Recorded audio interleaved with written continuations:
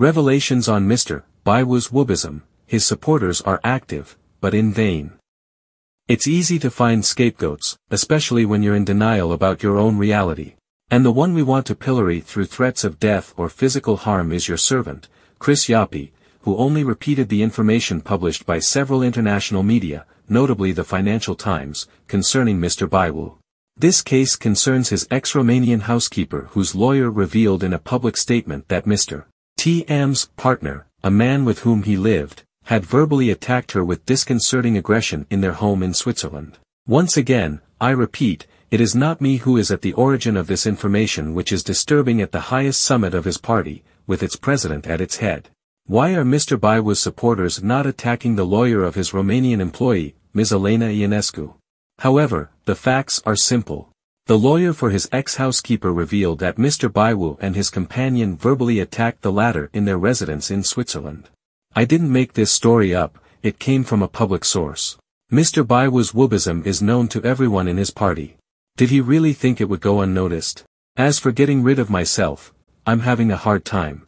It's not knowing me very well. Where do all these agitations come from executives close to Mr. Baiwu as soon as this subject is raised?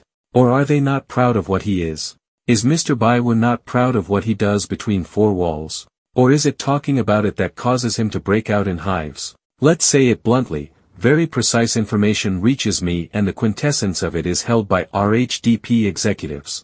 They are waiting for the best moment to deal him the fatal blow.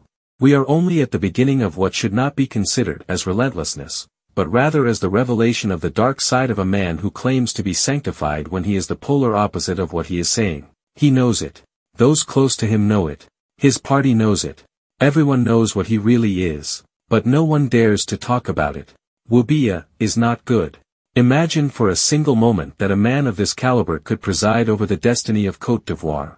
It is wanting to open the gates of hell on a land that is already suffering too much. And then, moreover, who within their party is not aware of the true nature of Mr. Baiwu. In front of the morning milk and croissant, certain executives of this party are indignant and ask questions about their choice. Was it the right choice?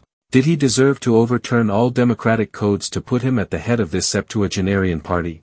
Anyone who swears in this party that he is not aware of this affair is committing perjury, because this affair is as blatant as a nose in the face. Even the most blocked nose, suffering from anosmia, could not miss this affair with its pestilential odor. Stop pretending and stop this hypocritical and immoral outrage. Now is the time to open your eyes. The time to act is now, before it is too late. Because once Mr. Baiwu reaches the top, it will already be over. There will be no return possible. What is this little dictator attitude? At the slightest criticism, or at the slightest revelation of a proven fact, instead of keeping a low profile, they are death threats. If Mr. Baiwu comes to power, freedom of expression will be dead and buried forever. It resonates in my head that he will be worse than the dictator Alassane Ouattara. What have we never said here about Laurent Gbagbo? What jokes? Has he ever filed a complaint or threatened to kill anyone? Guillaume Soro was also sharply criticized. He was accused of all possible illnesses without his resorting to any threat or legal action. Have we ever seen him file a complaint, even when he was in Abidjan, despite all the insults against him on a daily basis?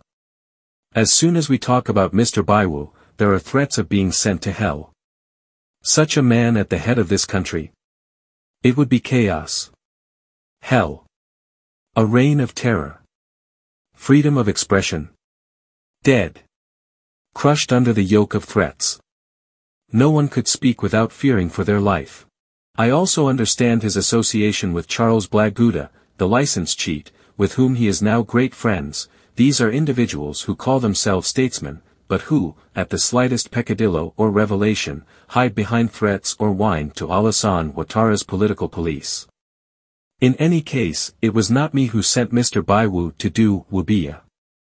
And since I am against that, I will denounce morning, noon and evening. If you're not happy, jump and stall in the air. You are only at the beginning of your go min in the face of the revelations about the true nature of Mr. Baiwu, who wants to make Côte d'Ivoire a Wubaland. It won't happen, and what needs to come out will come out. C'est un bien compte de plein là, hein. Je te plais, c'est comme malade. J'ai besoin un peu de calme. Quand je suis devant, je me sens un peu de calme. Au jeu de chanteuse, je ma nana. On dit pas faire que ma maman. Je te demande maman, mon papa, je suis sûr que reste. Et oui, c'est ta vie. Elle ne veut là. Elle m'a appelé de nuit. Je suis là. Et oui, son tiré. J'aurais le fusil dans là. Chris Yapi does not lie. Find Chris Yapi on his 2 YouTube channels, his Rumble channel, his TikTok, X, Instagram, VK and Threads accounts.